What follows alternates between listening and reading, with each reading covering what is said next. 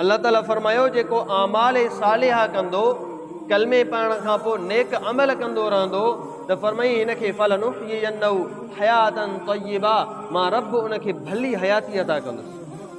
फलनुहयियन्नहु हयातन तय्यिबा, हयात तय्यिबा जो मतिलबु छा आहे?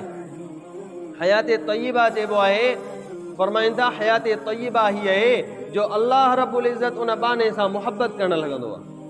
जॾहिं अल्लाह हदीस में ईंदो आहे, जॾहिं अल्लाह मुहब्बत कंदो आहे त पोइ रब जी मुहब्बत मलाइकनि में ईंदी आहे, मलाइक बि मुहब्बत कंदा। जॾहिं मलाइक मुहब्बत कंदा, मलाइकनि जी मुहब्बत दुनिया में लहंदी आहे, दुनिया जा सभु इंसान उन सां मुहब्बत करणु लॻंदा।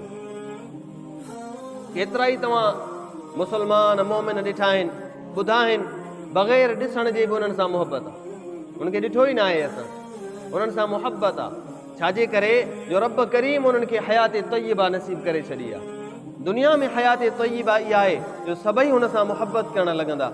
क़बर जी हयात तय्यिबा इहा आहे जो सवालनि में आसानी थी वेंदी, जन्नत जो बिस्तरो लॻी मिले, क़यामत जे ॾींहं ताईं आराम फरमा।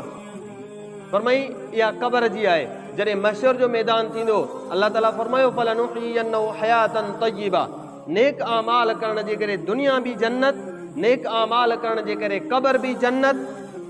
जॾहिं क़बर मां ॿीहर उथंदो, महशर जे मैदान में बीहंदो, फरमाई फलनुहयियन्नहु हयातन तय्यिबा, तुंहिंजे नेक आमालनि जो सिलो इहो आहे, दुनिया में बि रहमतूं ऐं मुहब्बतूं, क़बर में बि मुहब्बतूं, हशर जे मैदान में बि अल्लाह जे तरफ़ां रहमतूं ऐं मुहब्बतूं नसीब थी पवनि। ऐं फरमाई वलनजज़ियन्नहुम अजरहुम बिअहसनि मा कानू यामलून, तव्हां जेको हिते आमाल कयो था, जेके नेक कम कयो था, इन्हनि नेक कमनि खे अल्लाह ताला फरमायो तव्हांजो ज़हन गुमान बि कोन्हे, ओॾो वॾो अजर ॾींदोसांव, एतिरो तव्हांखे भलायुनि सां अजर अता कंदुसि।